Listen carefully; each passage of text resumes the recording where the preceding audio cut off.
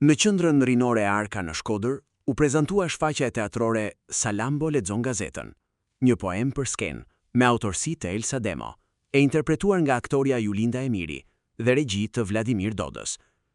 Shfaqja solli para publikut historinë e Salambos, një grua që jeton në margjinatat e shoqërisë, duke ndërthurur në një rrëfim të fuqishëm kujtesën, dhunën, vetminë dhe mbijetesën.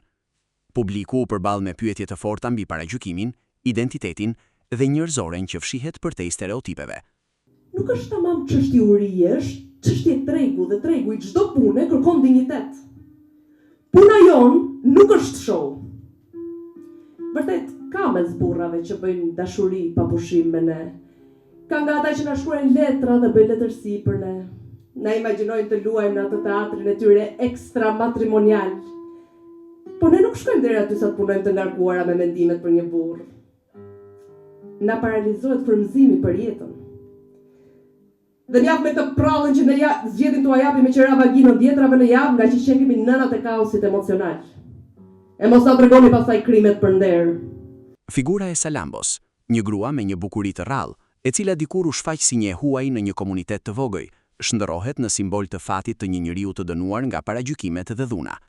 Sot, në moshë të thyer, ajo vazhdon të mbijetojë duke shitur trupin e saj, ndërsa rrëfimi skenik zbulon plagët, ëndrat e pambëritura dhe kujtimet e shtypura që mbart brenda vetes. Përmes gjuhës poetike dhe një loje të ngarkuar emocionalisht nga Julinda Emiri, shfaqja fton publikun të shohë përtej etiketave sociale dhe të reflektojë mbi historitë që shpesh mbeten të padëgjuara.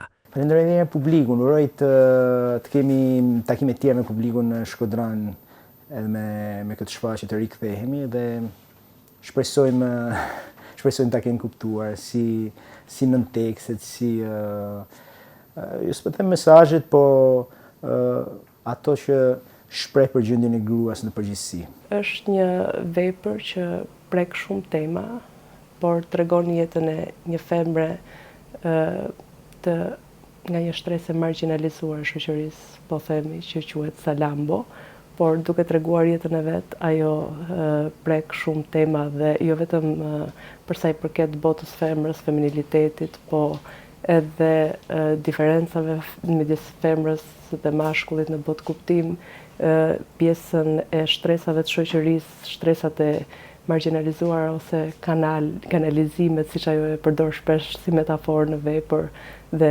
pjesën tjetër të pushtetit, po themi. Salambo lexon gazetën u mirëprit nga publiku, duke dëshmuar edhe një herë fuqinë e teatrit për të trajtuar tema të ndjeshme sociale dhe për të nxitur reflektim mbi dinjitetin, dhunën dhe humanizmin.